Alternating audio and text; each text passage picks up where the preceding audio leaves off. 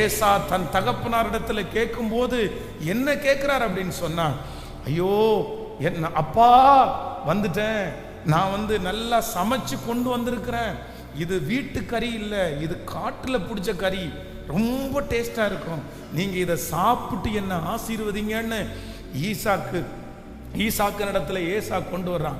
அப்ப அவங்க அப்பாவுக்கு அதிர்ச்சி ஆகுது.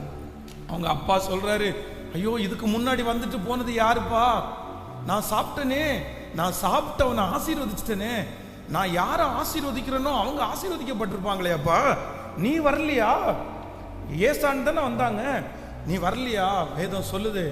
உடனே அவங்க அப்பாட்ட இந்த ஏசா கேட்கிறான், தகப்பனே ஒரு ஆசீர்வாதமாகிலும் எனக்கு நீங்க மிச்சமா வைக்கலையா, ஒரு பிளஸ்ஸிங் கூட உங்கள்கிட்ட இல்லையா?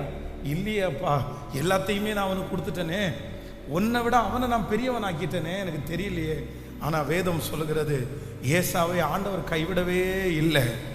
ஏசாவுக்கு கர்த்தர் ஒரு மலை நாட்டையே ஆண்டவர் தந்தார்.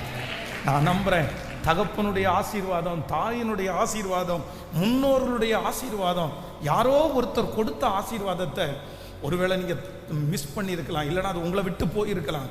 நீங்க கவலையே படாதீங்க, நீங்க கவலையே படாதீங்க. சில சிக்கலாக்குகள் நமக்கு கிடைக்காமற் போவது நல்லது. பக்கத்துல கையை பிடிச்சி சொல்லுங்க, சில சிக்கலாக்கு நமக்கு இல்லாமல் போவது நல்லது, கிடைக்காம போவது நல்லது. சில சிக்கலாக்க ஆண்டவர் சுட்டரிக்கிறது நல்லது.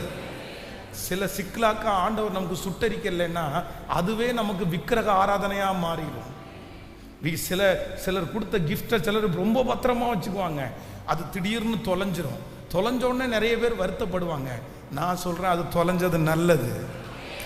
ஏன் அப்படின்னா, நீங்க அவங்களையே நினைச்சிட்டு இருக்க கூடாதுன்னு தான் அது தொலைஞ்சிருச்சு. தொலைஞ்சதை தேடி போகாதீங்க. மனுஷன் கொடுத்த ஒன்று தொலைஞ்சு போச்சுன்னா அதை தேடி போக வேண்டியது இல்லை.